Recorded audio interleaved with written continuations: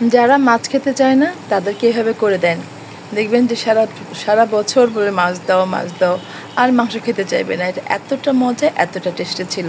আসসালামু আলাইকুম বন্ধুরা, কেমন আছেন আপনারা? আলহামদুলিল্লাহ আমি ভালো আছি, আশা করব আপনারাও ভালো আছেন।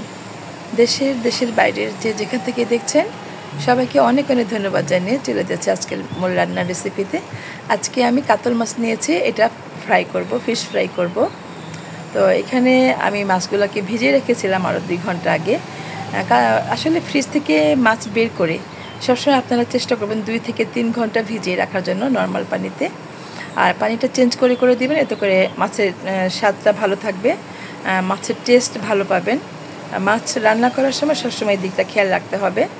ফ্রিজে রাখলে কিন্তু মাছের গুণগত মান একটু কমে যায় বা টেস্ট কমে যায়, কিন্তু এটা যদি ভালো করে এভাবে ভিজিয়ে রেখে ম্যারিনেট করে খাওয়া যায়, এর স্বাদ কোনো অংশেই কম হবে না। আপনি বুঝতেই পারবেন না ফ্রিজের মাছ খাচ্ছেন। আমি আপনার সাথে 100% কথা দিলাম যে আপনি এইভাবে করে খেয়ে দেখেন, মাছের টেস্ট একেবারেই আগের মতো ফ্রেশ মাছের মতো পাবেন। এখানে আমি 1 কাপের মতো চালের গুঁড়া নিয়ে নিয়েছি, আর 1/2 কাপের মতো বেসন নিয়ে নিয়েছি, উঁচু করে 1/2 কাপ নিয়েছি। এটা হচ্ছে চাট মশলা, আপনি ইচ্ছে করলে এরকম স্পেশাল কোনো মশলা থাকলে সেটা দিতে পারেন। দিয়ে দিলাম লবণ পরিমাণ মতো, মরিচ দিব, একটু ঝাল না হলে কিন্তু এই ফ্রাইটা ভালো লাগে না।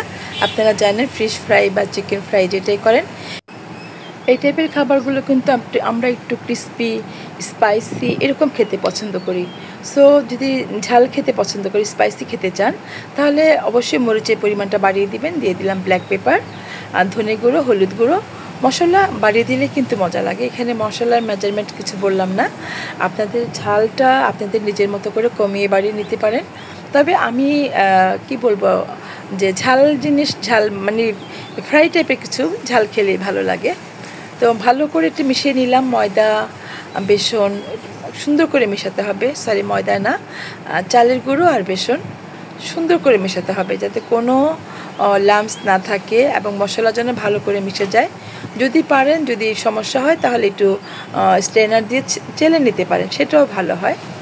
আর মাছটা কিন্তু আমি ঝরিয়ে রেখেছিলাম, একটু স্ট্রেনারে রেখে দিয়েছিলাম যাতে পানিটা সবটুকু পড়ে যায়। পানিটা পড়ে না গেলে যখন আমি কোট করব, তাহলে তখন এটা ভিজে যাবে, ভিজে যেন না যায় এবং একেবারেই শুকনো থাকবে না, এমনভাবে করব যাতে এটার গায়ে এই যে যে ম্যারিনেট করলাম মশলাটা, এটা লেগে যাবে। কিন্তু বেশি ভিজে গেলে কিন্তু ভালো লাগবে না, এটা একটু হার্ড হয়ে যাবে এই কোটিংটা, সেজন্য ভিজানো যাবে না। তো আপনি চেষ্টা করবেন মাছটাকে একটু শুকিয়ে নেওয়ার জন্য, ঝরিয়ে নেওয়ার জন্য। দেখেন আমি কীভাবে মাখিয়ে নিচ্ছি সুন্দর করে,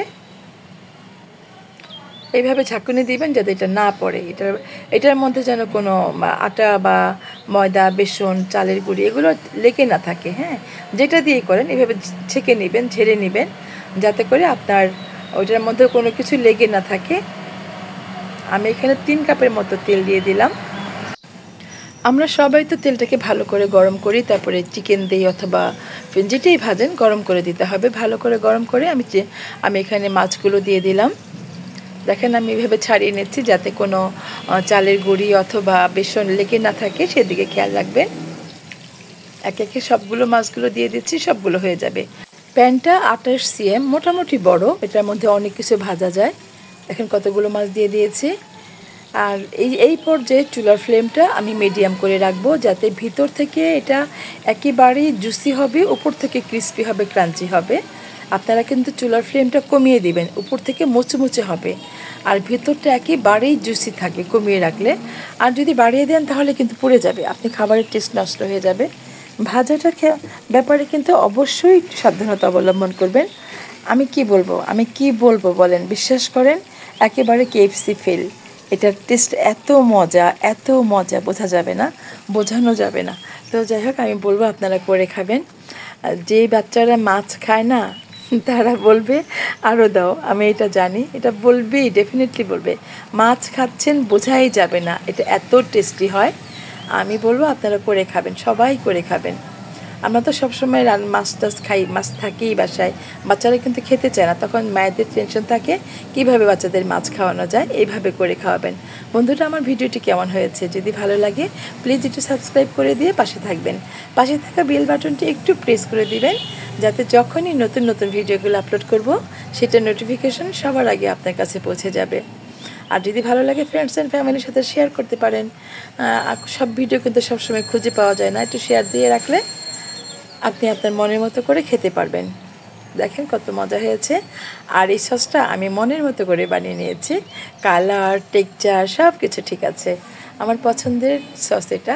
তো এই টমেটোটা আসলে খুব যত্ন করে বানিয়েছিলাম আমি, এগুলো শীতের সময় পিউরি করে রেখেছিলাম, আর এখন সময় মতো নিজের মতো করে বানিয়ে নিই। দেখেন কত নিজের হাতের সস, কত মজা না। টমেটো সসগুলো কিন্তু আসলেই মজা।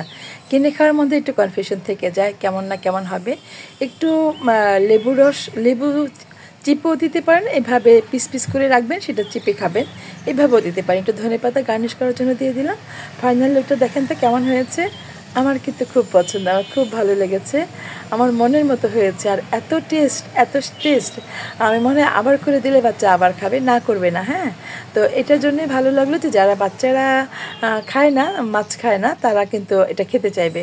দারুণ একটা ফিশ ফ্রাই। আর এটা হচ্ছে কাতল মাছের, যেহেতু এটার কাঁটাটা একটু বড়, মুখে কাঁটা তেমন এটা লাগবে না, ছোট কাঁটা নেই। আপনারা চেষ্টা করবেন এরকম মাছ দিয়ে করতে, যাতে করে বাচ্চারাও খেতে পারে। হ্যাঁ, বাচ্চারা তো কাঁটাই ভয় পায়, সেই কাঁটা এটার মধ্যে নেই, বড় বড় কাঁটা, এগুলো ইজি ফেলে দেওয়া যায়। আমি ফাইনালি একটুখানি ছিঁড়ে দেখাচ্ছি, খেয়ে দেখাচ্ছি, তা না হলে তার হয় না। দেখেন কতটা জুসি, কতটা মজা, কত সুন্দর হয়েছে দেখেন। তো বন্ধুরা, যারা আমার সাথে ছিলেন, যারা আমার ভিডিওটি দেখলেন, সবাইকে অনেক অনেক ধন্যবাদ, অনেক অনেক ভালোবাসা জানাচ্ছি আমার পাশে থাকার জন্য, আমাকে ইন্সপায়ার করার জন্য। তো বন্ধুরা, ছোট্ট করে একটু কমেন্ট করে বলবেন আমার রেসিপি কেমন ছিল। ভালো লাগলে লাইক ডান করে চ্যানেলের সাথেই থাকবেন। দেখা হবে আবার নতুন কোনো ভিডিও, নতুন কোনো রেসিপি নিয়ে।